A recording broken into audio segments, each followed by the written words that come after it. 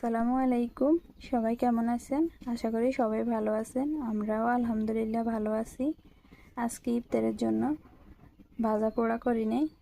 ইফতারিতে আজকে খাবো নুডলস।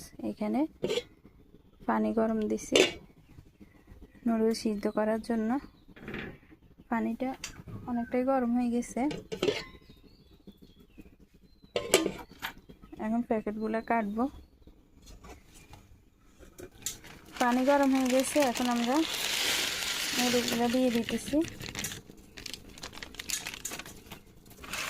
আমরা বেশিরভাগ ম্যাগি নুডলস খাই, এটা তেমন একটা খাওয়া হয় না। দেখি এটা খাই, দেখি কীরকম স্বাদ। এটা ম্যাগি নুডলস তো কিছুক্ষণ সিদ্ধ করতে হয়। এটা মনে হয় যে অল্প একটু ভাপ লাগছে, ভাপ লাগার সাথে সাথে মনে হয় যে নরম হয়ে গেছে। এই যে দেখি মাঝে মাঝে এক এক রকম খেয়ে দেখতে হয় যে কোনটা কীরকম। আর সিদ্ধ করবো না, এখন পানি সেঁকে নিতেছি।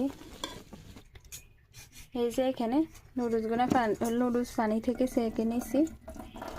এখন পানিগুলো জোরক, তারপর আমি এখানে মশলাগুলো সবগুলো রেডি করতেছি।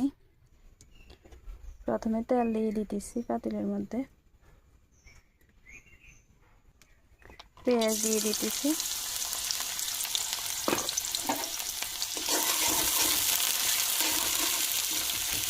পেঁয়াজ একটু ভাজবো, তারপরে সব কিছু দিব আস্তে আস্তে। পেঁয়াজ ভাজা হয়ে গেছে। এখন এই যে এখানে গরুর মাংসের ঝোল আছে, এগুলো থেকে দিব। আর আলাদা কোনো মশলা দিব না, কারণ নুডলসের মধ্যে এমনিতেই মশলা একটু কম লাগে।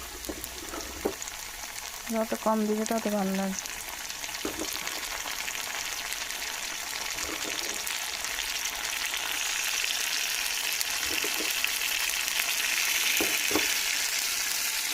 এগুলো ভাজা হোক।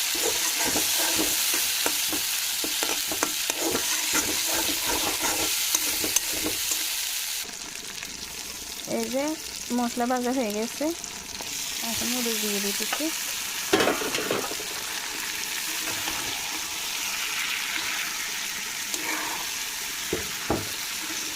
এটার সাথে ডিম ভেঙে দিলাম না, কারণ হচ্ছে ডিম আলাদা সিদ্ধ করছি, ওটা পরে উপরে দিয়ে দিব, এই জন্য ডিম এখানে দিই না।